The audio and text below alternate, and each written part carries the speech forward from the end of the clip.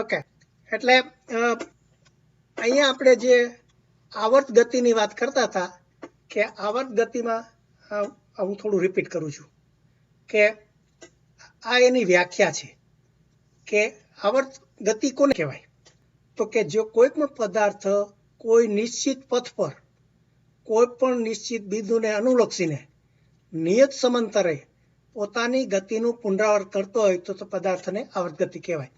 એટલે આમાં 3-4 વસ્તુ થઈ. એક તો નિશ્ચિત પથ, એટલે જો આ 4 ચિત્રોમાં આ છોકરી આગળ પાછળ જાય છે એનો પથ નિશ્ચિત છે. પછી આ જે ઊંચક નીચક છે એમાં જે ઉપર નીચે જાય છે એ પણ આ નિશ્ચિત પથ છે. આ ઘડિયાળનું લોલક પણ નિશ્ચિત છે અને આ પૃથ્વી ફરે છે પણ નિશ્ચિત. એટલે એનું નિશ્ચિત પથ હોય એટલે એનો રસ્તો હોય. પછી નિશ્ચિત બિંદુને અનુલક્ષીને એ બીજો પોઈન્ટ. તો આ હિંચકો છે, હિંચકાનું જે ઉપરથી બાંધેલું છે એ નિશ્ચિત બિંદુ હોય, ત્યાંથી એનું અંતર સરખું છે. આ ઊંચક નીચક છે એનું બિંદુથી આ અંતર સરખું છે એટલે એને અનુસંધાનમાં ફરે છે. આ લોલકનું જે ઘડિયાળ જે એનું સેન્ટર હશે એ પણ નિશ્ચિત છે અને પૃથ્વીથી સૂર્યનું નિશ્ચિત. એટલે આવી રીતે એનું નિશ્ચિત એક બિંદુ હોય ત્યાંથી એ સરખા અંતરે અને પોતાની ગતિનું અને પુનરાવર્તન વારંવાર ફરતું હોય નિયત સમાંતર એટલે સરખા સમયે, એનો સમયગાળો સરખો હોય. આ જે બધી વસ્તુ થતી હોય એને આવર્ત ગતિ કહે છે.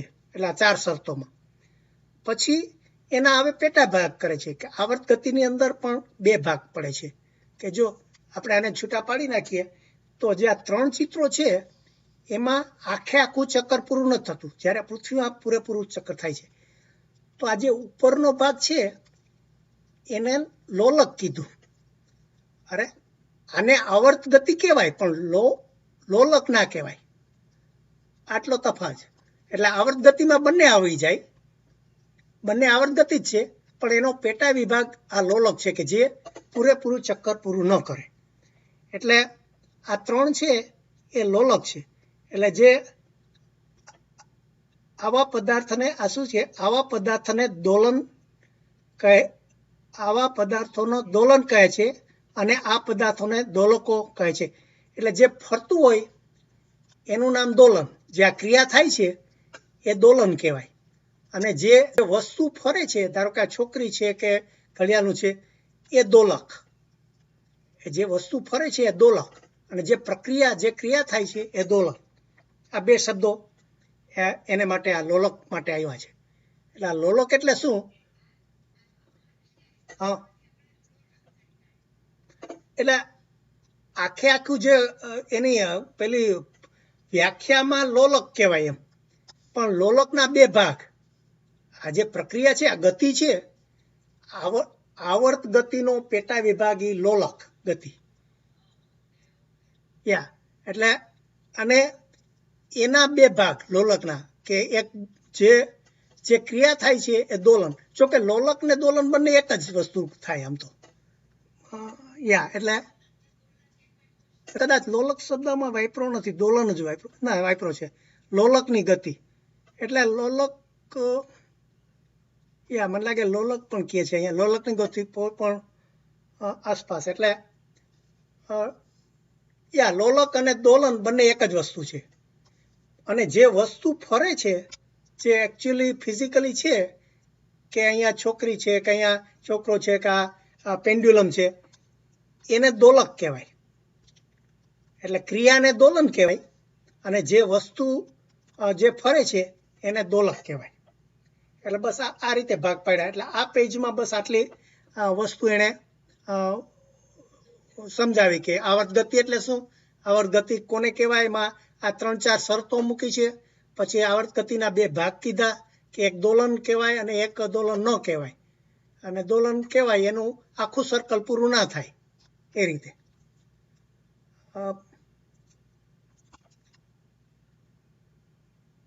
અને પછી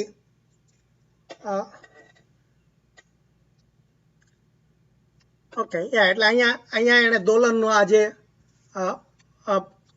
પેલી વ્યાખ્યા કરી છે કે દોલન જે કોઈ પદાર્થ નિયત પથ પર કોઈ પણ નિશ્ચિત મદ્યપાન, આને જરા હજી મોટું કરું કે નહીં, મને લાગે એટલે કે જો કોઈ પણ પદાર્થ નિયત પથ પર, એટલે પેલા જેવું છે આવર્ત જે ગતિ હતું ને એનું જ, પણ આ દોલનની વ્યાખ્યા છે. કોઈ પણ પદાર્થ કોઈ નિશ્ચિત મધ્ય બિંદુની આગળ પાછળ, આસપાસ કે ઉપર નીચે નિયત સમાંતરે પુનરાવર્તિત ગતિ કરતો હોય તો તે પદાર્થ દોલનો કરે છે એમ કહેવાય. એટલે જો એટલો જ ફેર આવ્યો કે આમાં આગળ પાછળ, આસપાસ કે ઉપર નીચે જ ખાલી થતું હોય, આખું સર્કલ પૂરું ન થતું હોય, એટલે આને દોલન. એટલે આટલો તફાવત આવર્ત ગતિ અને દોલનમાં. પેલા બધા શરતો એ જ છે કે એનો પથ નિશ્ચિત હોય, એનું બિંદુ એમ કે ફિક્સ હોય અને એ નિયમિત પુનરાવર્તન કરતું, એ બધી શરતો બરોબર છે. પણ આ ખાલી આગળ પાછળ કે ઉપર નીચે કે આસપાસ જ ફરતું હોય એમ. પછી એના આ બીજા અહીંયા 3 ચિત્રો આપ્યા છે, એટલે બંને એમ કે બરોબર સમજાઈ જાય એનો તફાવત. એટલા માટે તો અહીંયા શું કહ્યું છે કે આ એક રમકડું છે, નળીથી પાણી ભરાઈ જાય એટલે પાછું ઉપર જતું રહે.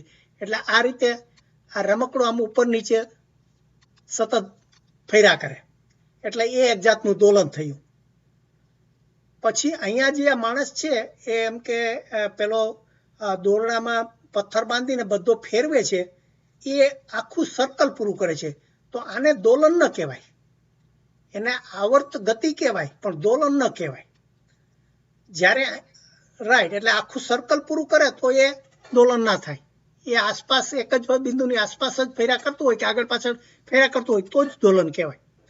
પછી આ જે ત્રીજું ચિત્ર છે એમાં માણસ પથ્થર બાંધીને ખાલી આગળ પાછળ પેલું એને સ્વિંગ કરે છે, એટલે આ આગળ પાછળ જ જાય છે, એટલા માટે આ દોલન કહેવાય.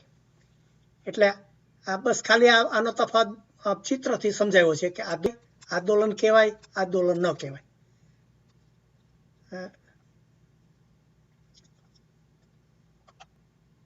પછી ઓકે, પછી કંઈક બીજું. ઓકે, એટલે આ એક સેક્શન પૂરું થયું. એટલે મને લાગે અહીંયા કદાચ આપણે બંધ કરવું તો બંધ કરીએ. કે હવે આવર્ત ગતિમાં 5 વિભાગ હવે કે આવર્ત ગતિ એટલે પેલી ગમે તે એમ કે જે રિપીટ થતી ગતિ હોય આવર્ત ગતિ કહેવાય. હવે એમાં સરળ આવર્ત ગતિ એટલે સિમ્પલ. સરળ એટલે સિમ્પલ. હવે સિમ્પલ આવર્ત ગતિ, હાર્મોનિક મોશન. એટલે હવે સિમ્પલમાં અને પેલામાં શું તફાવત છે તો એની વ્યાખ્યા આપણે જોઈએ કે શું કે છે કે નિયત બિંદુની સ્થાનાંતરના સપ્રમાણમાં અને નિયત બિંદુ તરફ લાગતા બળની અસર હેઠળ પદાર્થ નિયત બિંદુની આસપાસ સુરેખ પથ પર આવર્ત ગતિ કરતો હોય તો પદાર્થની આ ગતિને સરળ આવર્ત ગતિ કહે છે. એટલે પેલું આપણે ખાલી ગતિ કરે છે એટલું જ કીધું, બળની વાત નહોતી કરી. અહીંયા બળ લગાડવાની વાત કરે છે કે તમે જો બળ લગાડો, અને આ કંઈક નવી વસ્તુ છે કે સ્થાનાંતરના સપ્રમાણમાં. એટલે હવે જો થોડી મેજરમેન્ટની વાત આવે છે. અત્યાર સુધી આપણે પેલો સ્વિંગ હતા તો એમ કે આ સ્વિંગનું પછી આપણને ગતિ ખબર નથી, એટલે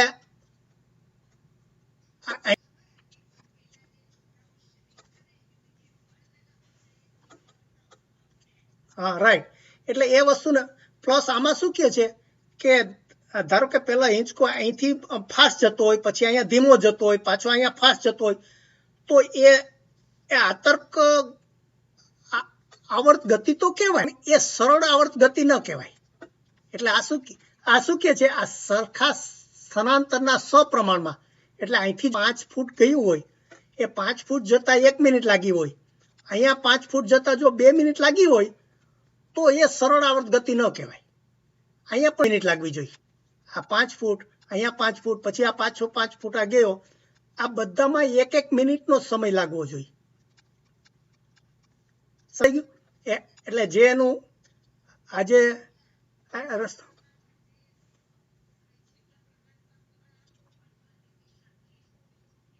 રાઈટ રાઈટ.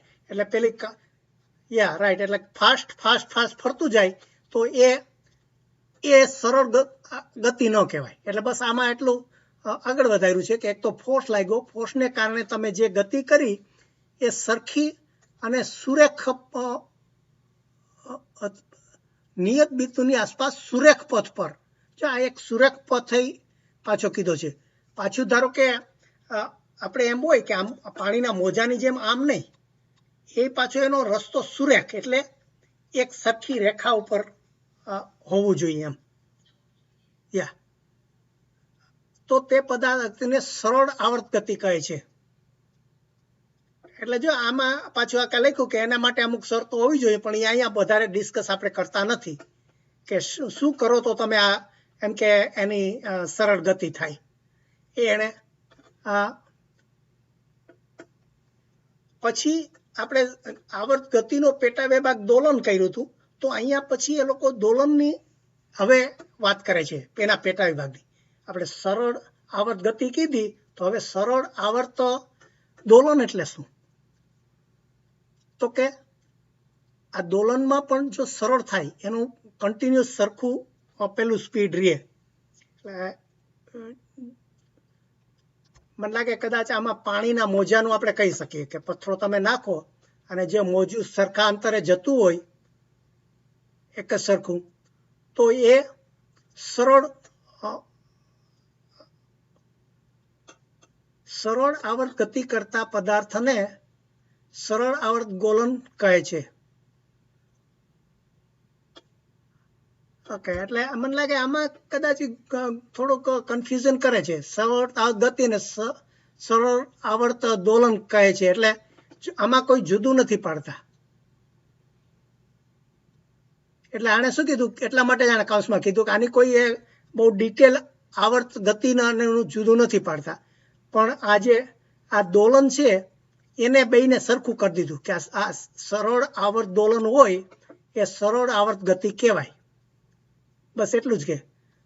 અને ઉદાહરણ શું આપ્યું છે? ઉદાહરણ રૂપે દ્રઢ આધાર પરથી શિરોરમ લટકાવેલી સ્પ્રિંગ છેડે એક દળદાર પદાર્થ લટકાવી તેને નીચેની તરફ ખેંચી નીચેથી છોડી દેતા પદાર્થ લગભગ સરળ આવર્ત ગતિ કરે છે. આકૃતિમાં સ્પ્રિંગ સાથે જોડાયેલ સરળ આવર્ત ગતિ અલગ અલગ સ્થિતિએ દર્શાવે. ઓકે, એટલે હવે ધીરે ધીરે એ લોકો એના સૂત્ર તરફ એને જવું છે, એટલે હવે જરા ડિટેલમાં જાય છે. એટલે શું કે છે, તમે આવી રીતે સ્પ્રિંગ લટકાવી હોય અને એ સ્પ્રિંગને તમે ખેંચો અને પછી છોડી દો, આ સ્પ્રિંગ આવી રીતે આ જમ્પ કરશે, તો એ જે સ્પ્રિંગ ઉપર નીચે જે જાય છે એ એક જાતનું તરંગ થયું, એટલે એ એક જાતની દોલન ગતિ થઈ. એટલે આ જે પદાર્થ બાંધ્યો હતો, આ શું કે છે, સ્પ્રિંગ સાથે જોડાયેલા દળદાર પદાર્થની સરળ આવર્ત ગતિ તથા તેના સ્થાનાંતર સમયનો આલેખ. એટલે સ્થાનાંતર એટલે એની જે મૂળ પોઝિશન હતી ત્યાંથી કેટલું ખીસું.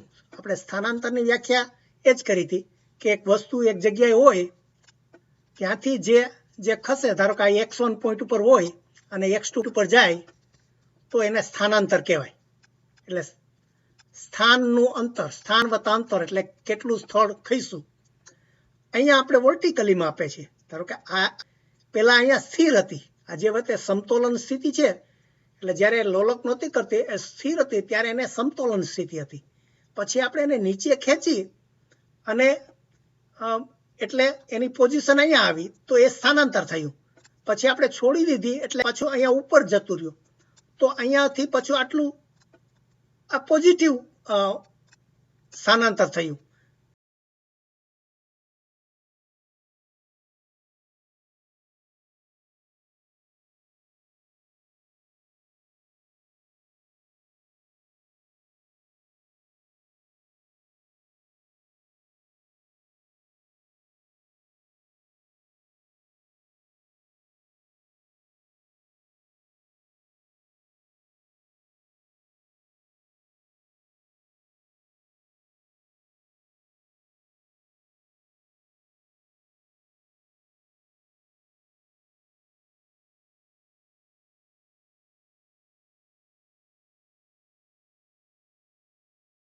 એનું જે સ્થાન થયું એનો આપણે આવી રીતે ગ્રાફ દોરી શકીએ. એટલે હવે એમાં સમતોલન સ્થિતિ એટલે ઇક્વિલિબ્રિયમ પોઝિશનની હવે જો જુદા જુદા એના એક એક શબ્દો હવે સાયન્ટિફિક શબ્દો હવે તરફ લેતા જાય છે કે પેલા તો જે પોઝિશન હતી સ્થિર પોઝિશન એનું ડેફિનેશન કર્યું કે એને સમતોલન સ્થિતિ એ ઇક્વિલિબ્રિયમ પોઝિશન ઉપર એમ કે પેલા હતું એમ